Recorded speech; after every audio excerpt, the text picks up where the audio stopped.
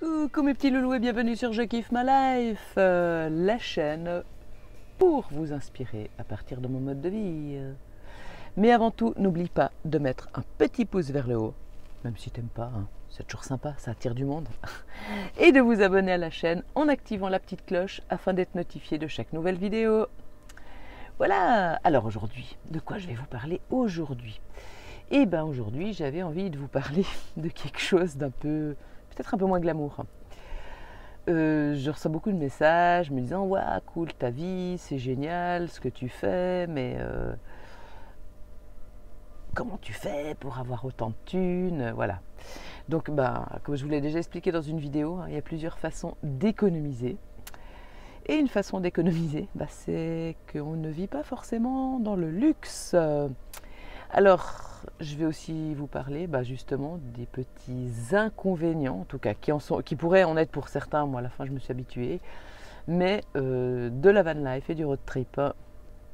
Alors au niveau des inconvénients, il va peut-être falloir, si on veut faire des économies, c'est-à-dire renoncer à certaines choses comme le restaurant. Hein. Après, je ne dis pas que j'en fais pas, mais allez, un par mois, un tous les 2 mois, et encore, je commande une carafe d'eau. Après, voilà, on vit dans un van, on n'a pas le confort. Alors comme je vous ai expliqué, hein, moi je ne suis pas souvent en camping, parce que évidemment les campings c'est cher. J'y suis actuellement parce que je visite une amie qui habite le camping et du coup elle me laisse un petit bout sur son terrain. Du coup c'est le grand luxe parce que j'ai accès à une douche avec même de l'eau chaude. J'ai accès à de l'eau courante qui coule tout le temps quand j'appuie sur le robinet pour faire de ma vaisselle, hein, de l'eau qu'il y a tout le temps. C'est pas une cuve qui finit par être alimentée. Et un autre grand luxe, ça s'appelle les toilettes. Voilà, donc je vais vous raconter un petit peu comment ça se passe quand on n'a pas tout ça. Alors, premier petit inconvénient, la vaisselle. Voilà, vous voyez, je suis équipée d'une bassine, d'un produit vaisselle, d'une éponge et d'une brosse. J'ai une cuve d'eau, une réserve d'eau qui doit avoir à peu près 20 litres, donc vous voyez que ça ne fait pas grand chose. Et je n'ai pas de chauffe-eau, donc c'est de l'eau froide. Donc qu'est-ce que je fais quand je dois faire ma vaisselle? Je mets un tout petit peu d'eau au fond avec un peu de liquide et puis je prends là sur l'éponge, je frotte tout. Et après, une fois que tout est lavé mais plein de mousse, je rince. Alors si c'est possible, des fois si je suis vers un lac ou comme ça, il y a un peu plus d'eau donc c'est un peu plus facile. Mais sinon, c'est passer sous le robinet, c'est pchit pchit, et puis après j'essuie. Et voilà, donc parce qu'il faut faire des économies, parce que je rencontre pas forcément de l'eau tous les jours, et faire le plein d'eau, c'est non plus, si c'est au bord d'un lac, d'une rivière ou comme ça peut encore être facile, mais pas tout le temps. Donc c'est pas forcément ce qui est le plus facile, c'est de faire le plein d'eau. Donc voilà. Après, je vous explique pas en hiver. En hiver, je n'utilise pas ma cuve à cause du risque de gel dans les tuyaux. Donc en hiver, je fais chauffer de l'eau avec une bouilloire sur le gaz, je mets un petit peu d'eau chaude, je mélange avec un petit peu d'eau froide, la même chose, et je rince avec c'est pour les plantes là, le machin qu'on pompe pour sprayer là, de l'insecticide, et j'utilise ça pour rincer. Donc voilà, ça prend vite des proportions un petit peu, voilà. Du coup, quand on est en van life, on commence à cuisiner beaucoup moins. Si on veut essayer de manger sainement, on coupe quelques tomates, on coupe quelques feuilles de salade, on mélange tout dans le saladier, des oignons, on fait une petite vinaigrette très vite faite et on mange comme ça. Et voilà, après on peut manger avec ça une petite boîte de sardines. Voilà, ça fait très peu de choses à nettoyer. On se simplifie la vie. Ça, c'est la première chose, c'était la vaisselle. La deuxième, c'est la douche. Alors la douche, je vous l'ai fait visiter, hein, je vais faire je vais faire poser un bac de douche. Mais vu que j'ai pas de bac de douche, l'eau arrive par terre. Et malgré que j'ai une bonde d'évacuation, il n'y a pas de pente. Donc l'eau, elle stagne, elle part dans les bords. J'arrive pas, je dois tout essuyer. Finalement, je passe mon temps à éponger, donc ça sert à rien. C'est plus contraignant qu'autre chose. Le rideau de douche, il faut commencer à le mettre partout autour. Donc je suis là avec ma petite baignoire à chien que j'ai acheté, une toute petite baignoire à chien qui se pose par terre. Je mets mon rideau de douche autour, je mets des pinces à linge et je me douche comme ça. Et là aussi, c'est un coup pour se mouiller, c'est un petit coup de savon et c'est un petit coup de rinçage. Donc j'ai passé tout l'été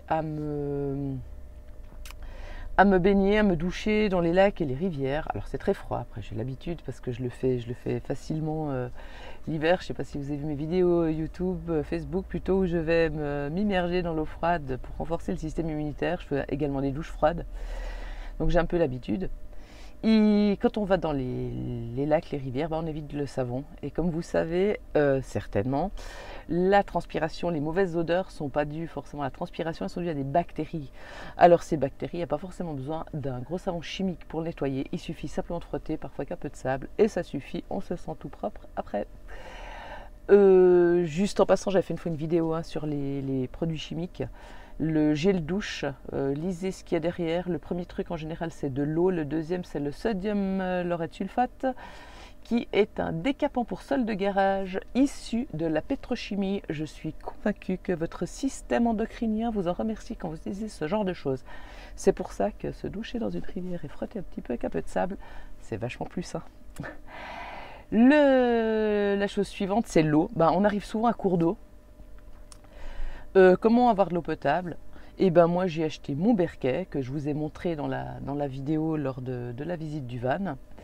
Le Berquet, c'est un petit coût pour l'investissement, c'est un filtre à eau, je l'ai payé 365 balles pour 5,7 litres. Mais dedans, je peux mettre de l'eau des lacs, de l'eau des rivières, de l'eau de baignoire à vache, enfin tout passe sauf l'eau de mer. Et il filtre tout, bactéries, virus, chlore, fluor et tout ce bronx. Et j'utilise cette eau-là pour cuisiner, pour boire, pour faire le café et tutti quanti. Donc voilà, ça c'est aussi, c'est un peu plus contraignant que d'ouvrir l'eau du robinet à la maison et puis de faire glo-glo quoi. Point suivant, les WC. Les WC. Alors je ne sais pas si tout le monde est prêt à faire comme moi. J'ai des petits WC chimiques que je vous ai montré aussi lors de la visite du van, mais déjà ils sont pas accrochés dans le van. Il est arrivé que parfois je fais un virage et les WC ils partent dans tous les sens et puis ça s'ouvre. Donc moi j'ai préféré pas les utiliser. En plus un WC chimique ça sent quand même malgré tout, faut vider. Moi c'est quelque chose qui me dégoûte. Donc j'essaye de toujours ne pas avoir ça là-dedans. Je ne suis pas pour un WC sec non plus, parce que selon le Feng Shui, ce qui sort du corps, c'est quand même quelque chose qui n'est pas forcément à nous amener l'abondance et tout ça. Donc plutôt que de conserver pipi caca, même dans du sec, dans le van, non, je préfère que ce soit évacué. Donc un petit sac au fond des WC, la petite commission là-dedans et dans une poubelle. Le reste, c'est... Il existe des choses pour les femmes qui s'appellent urinelles ou pisse debout. Ça ressemble à un entonnoir. Pipi dans une bouteille et quand la bouteille est pleine, on va vider ça dans un petit coin. Voilà, c'était la minute glamour de la van life. Je suis sûre que je vous ai convaincu. Un autre inconvénient, il m'arrive évidemment d'utiliser mon van l'hiver pour aller skier, pour aller faire du paddle aussi en hiver, mais souvent je dis pour aller skier. Et j'ai un chauffage qui est un peu capricieux et qui ne fonctionne pas toujours très bien. Alors il me met des codes d'erreur. S'il me met le code d'erreur 01, c'est que la batterie est vide. Voilà. Ça m'est arrivé plusieurs fois que la batterie soit vide en hiver parce que le panneau solaire peut-être un peu sale, il y a moins de lumière. J'avais une batterie en plus un peu pourrie, là j'ai changé. Peut-être que ça devrait aller mieux. Donc le code d'erreur 01, plus de batterie, plus de chauffage. Mon chauffage, c'est un modèle Webasto chinois qui fonctionne au diesel. Et souvent, je me suis retrouvée avec des codes d'erreur 0,8. Alors ouais, super quoi. T'es là dans ton van, t'as 0 degré, t'es à la montagne, demain tu vas skier, t'as un code d'erreur 0,8. Alors j'ai cherché sur mon téléphone, voilà le code d'erreur 0,8. J'ai finalement trouvé une vidéo en français m'expliquant que j'ai de l'air dans la durite de combustion, de distribution, enfin j'en sais rien, un truc qui moi me parle pas du tout. Donc air dans la durite, qu'est-ce que je fous quand je suis à poil à 0 degré et que demain je dois skier? Donc je me suis retrouvée pas à poil, du coup j'ai mis les sous-vêtements thermiques, bien habillée, 2 bouillottes chauffées au gaz, donc après avec mes petits entonnoirs, mis de l'eau dans les bouillottes et une bouillotte sur le ventre, une bouillotte au niveau des jambes, le bonnet, 2 duvets et tu bouges plus. Alors c'est pas très drôle mais je suis encore vivante.